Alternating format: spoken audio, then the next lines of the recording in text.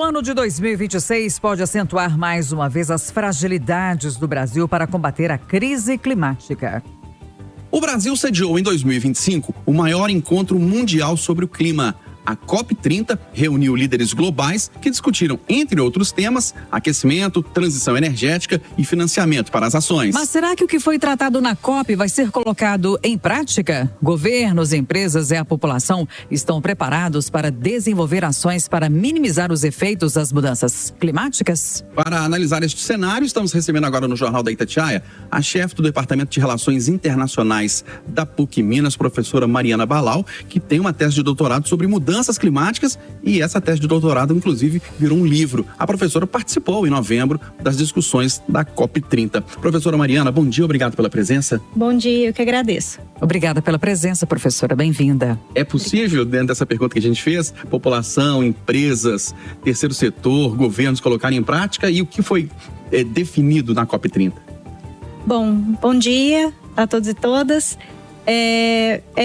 O grande desafio atual é a implementação. A ministra Marina Silva, antes da COP30, se referia à conferência como a conferência da implementação, enquanto o presidente Lula falava sobre a COP da verdade. E, de fato, o grande desafio agora é implementar aquilo que foi definido em Paris.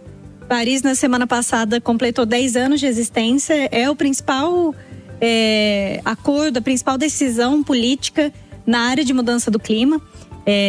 Ela sucede o protocolo de Kyoto, que era o grande acordo sobre mudança do clima durante os anos 90 e início dos anos 2000. E o grande desafio agora é colocar em prática aquilo que Paris estabelece. Paris é um acordo que estabelece que cada país, e são 195 partes, é um dos acordos com o maior número de países participantes. O principal desafio é que esses países apresentem propostas. Durante a COP, no início da rodada de negociações, apenas 70 países haviam enviado suas contribuições nacionalmente determinadas. Ao fim da conferência, foram 111, mas ainda assim é muito aquém das 195 partes, sem contar a ausência significativa dos Estados Unidos. Pois é, professora. Inclusive os Estados Unidos, com o presidente da gestão Trump, se retirou do Acordo de Paris. A ausência dos Estados Unidos, ela é muito significativa? Paris já para as discussões daqui para frente, que a gente está falando do Acordo do Clima de Paris, mas e olhando para frente? A ausência dos Estados Unidos, obviamente, é significativa, porque é o principal emissor de gás de efeito estufa, ainda hoje. Ainda que a China seja o maior emissor de gás de efeito estufa em termos absolutos, a contribuição histórica dos Estados Unidos é inegável. Para além disso, quando os Estados Unidos estão dispostos a contribuir para essa agenda, ela avança com uma velocidade muito maior. A arquitetura de Paris ela foi pensada com o apoio dos Estados Unidos à época no governo Obama. Então é uma ausência, obviamente, que será sentida. Por outro lado, as estruturas de financiamento elas estão sendo pensadas a despeito dessa ausência, e algumas lideranças têm despontado para tentar cobrir, de certa forma, esse vácuo. Os grandes destaques são o Brasil, a China. Havia uma grande expectativa em relação à União Europeia, mas a própria União Europeia atrasou a entrega das NDCs, está pensando uma estrutura própria de mercado de carbono, e tem se demonstrado, tem mostrado ser uma liderança muito mais para dentro do que necessariamente uma liderança cooperativa internacionalmente. Professor, a descarbonização é uma utopia? Atualmente, o debate gira muito em torno da transição gradual para fora, ou para se distanciar dos combustíveis fósseis. Talvez o grande tema da COP tenha sido esse: a necessidade de pensar um mapa do caminho para a transição gradual para a ausência, para o fim dos combustíveis fósseis. A gente pode falar em fim mesmo dos combustíveis fósseis? Hoje não, de maneira nenhuma. Há um lobby muito grande da indústria do petróleo.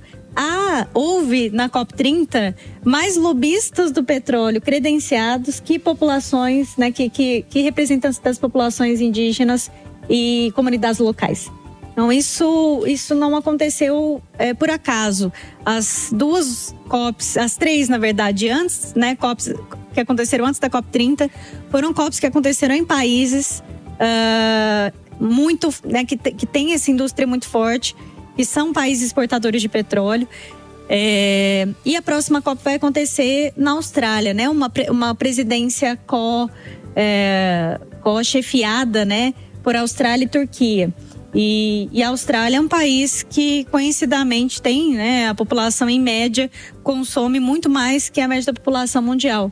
Mas se todo mundo vivesse como um australiano, a gente precisaria de 4 terras e meia. Né? Então, é uma população que consome muito plástico. Tem uma indústria de plástico muito forte e uma indústria do petróleo por trás. Então, esse fato, né, das COP acontecerem nesses países, né, reflete muito a influência da indústria petrolífera nesse debate. E esse poder da indústria petrolífera, a Cátia perguntou fim, né, dos combustíveis fósseis, a senhora falou não, mas daqui décadas é possível que haja essa transição energética? Está ocorrendo um debate muito bacana e já com 80 países sinalizando apoio, que é um debate em torno da transição gradual. Em inglês, a expressão phase down, né? Não é o phase out, não é o fim total dos combustíveis fósseis, mas o phase down. E essa proposta de phase down, ela vai ser colocada em pauta em março numa conferência na Colômbia. E talvez seja o início do mapa do caminho para a transição gradual, pensando no fim dos combustíveis fósseis. E a gente fala muito sobre o papel dos governos, mas o cidadão, as empresas, nós temos condição de contribuirmos para minimizar as mudanças climáticas e fazer essa transição energética? Com certeza. Há uma série de ações, né? E aí começando pelos indivíduos, que a gente pode adotar. Obviamente não é o único fator determinante, mas há sim ações individuais, as nossas escolhas diárias, o carro que a gente dirige, né? A nossa opção por dirigir sozinho ou pegar uma carona.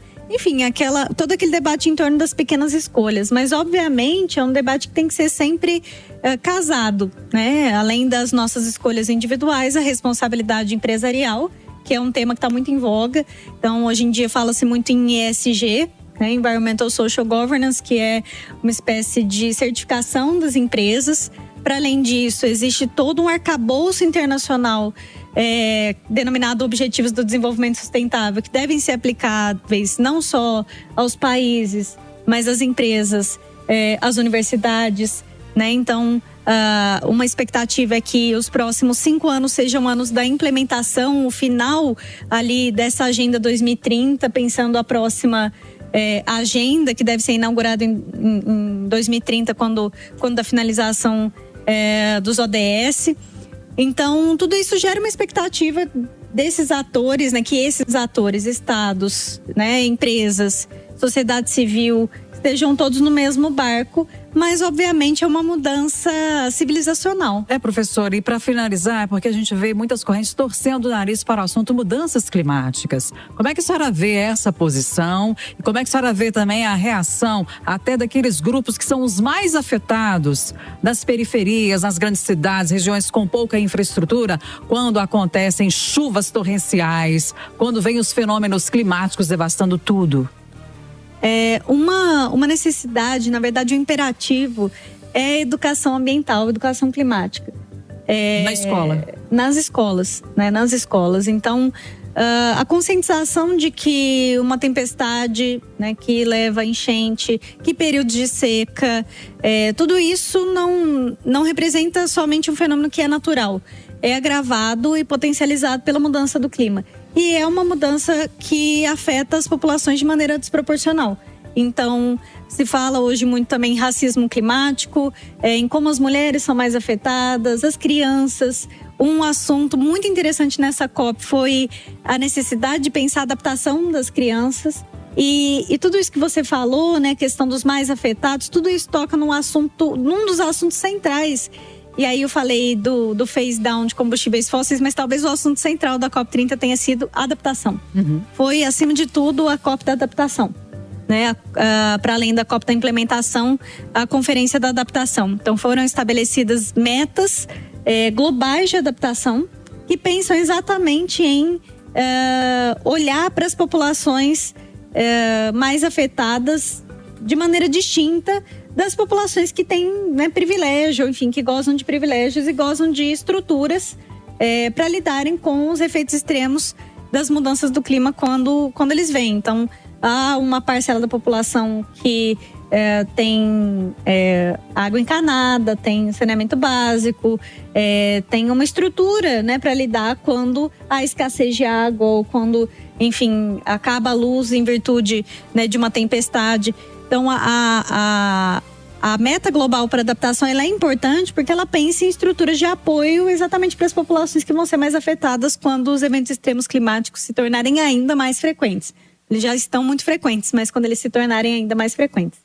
Nós conversamos aqui no Jornal da Itatiaia com a chefe do Departamento de Relações Internacionais da PUC Minas, professora Mariana Balal, que é doutora em mudanças climáticas e participou em novembro da COP30 no Pará. Professora Mariana, obrigado pela sua presença, pela contribuição. Ótimo dia, ótimo 2026.